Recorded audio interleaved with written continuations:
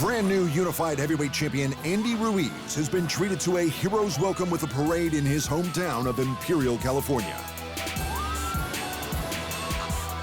Ruiz has been settling into his new position, growing more comfortable with the idea that he is now the baddest man on the planet and can afford to make up for some of his misspent youth.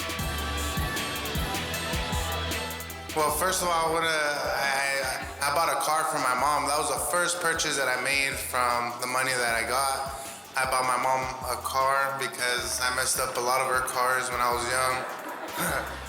The Destroyer also wasn't shy in criticizing Anthony Joshua, the man he beat for the belts, and promised that his performance in the rematch will be even better than his initial upset. I did not want to lose in front of my family or get beat up in front of my family, and for the rematch, it's going to be the same, man. I'm going to be more prepared, more ready. I know his flaws. I could do a lot better.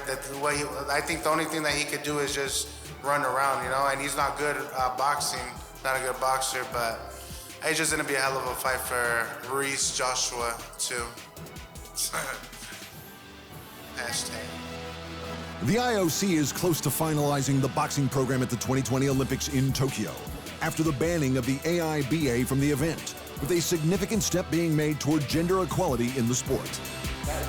It was decided previously to maintain the overall number of athletes, the 286 that were previously approved for boxing.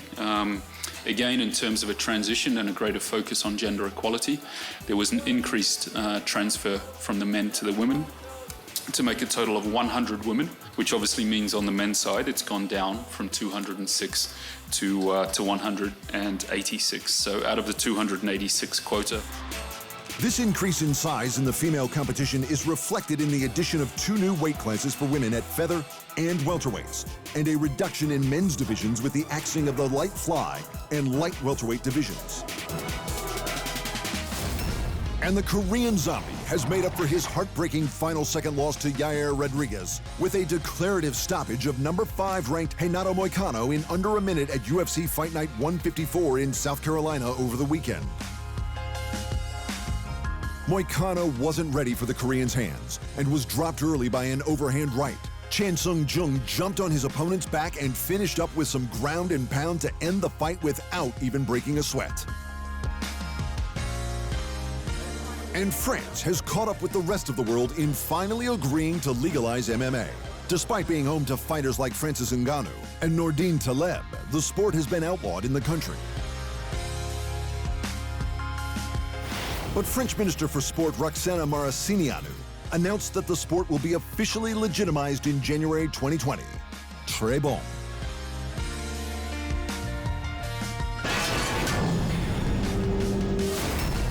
Newcomer Darren Wynn and veteran Eric Spicely took home fight of the night for their curtain jerker at UFC Fight Night 154. The Korean Zombie's emphatic win and Jairzinho Rosenstrike's second fastest knockout in heavyweight history earned the other bonuses.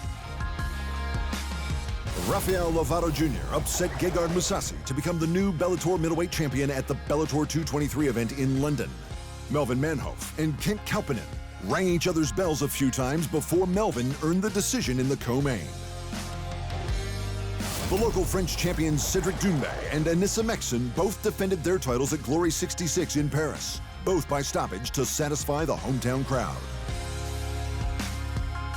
And in the boxing, Andrew Kencio defended with a body shot in the 3rd. Elwin Soto upset Angel Acosta with a stoppage in the 12th to take the junior flyweight title, and Dina Torslund remained undefeated and retained her belt in Denmark.